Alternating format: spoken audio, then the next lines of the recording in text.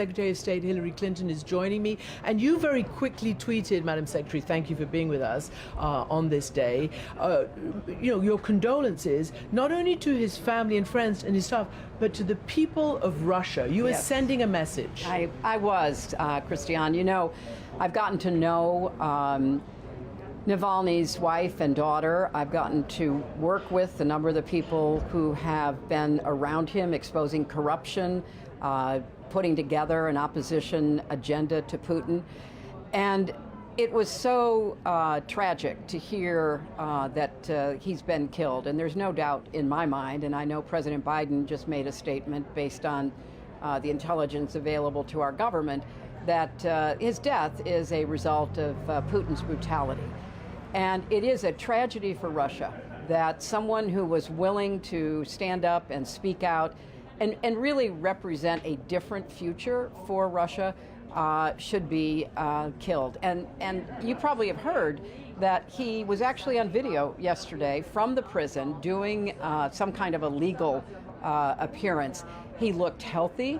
He was his usual kind of confident, joke-cracking self.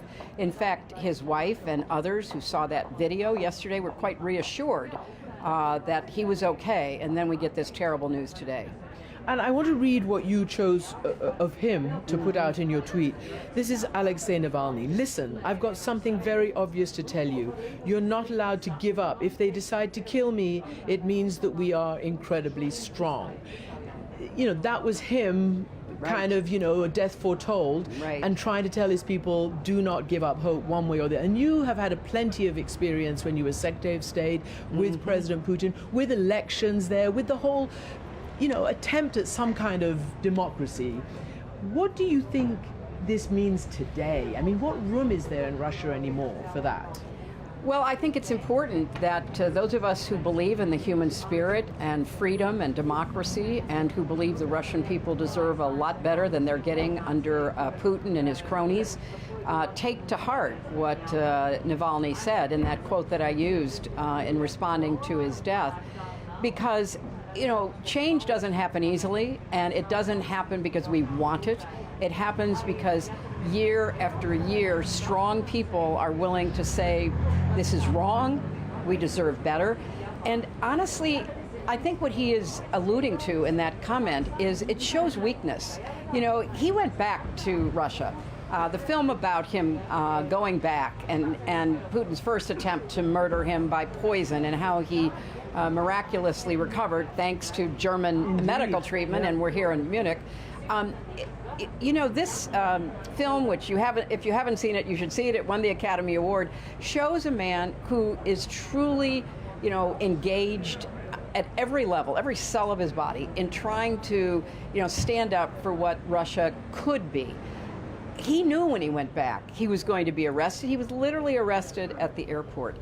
And I think it may not have been a death foretold, but an awareness of the risk he was taking. And this is a message also for people in Europe and in the United States particularly, who think that you can somehow make a deal with Putin, that you can let down your defenses when someone who's as brutal a dictator as he is intends only to dominate. And if that means killing your opposition, as he's done with so many people over so many years, or invading a peaceful neighbor and trying to bend it to his will, that's what he will do. So you lead me obviously into, before this death, the real questions here, as I alluded at the beginning in introducing you, was can Ukraine survive another year? Will the United States step up? And will the United States continue to be a leader of NATO, given former President Trump's recent comments? President Biden said this week, supporting this bill, the one for foreign aid and military aid, is standing up to Putin. Opposing it is playing into Putin's hands. Yes. You're a former senator. The Senate came kicking and screaming, but they passed it, but the House hasn't passed it. Where do you think, in the political realm, this is going to go? Well, one thing I know for sure, if this bill from the Senate were ever put on the floor of the House, it would pass.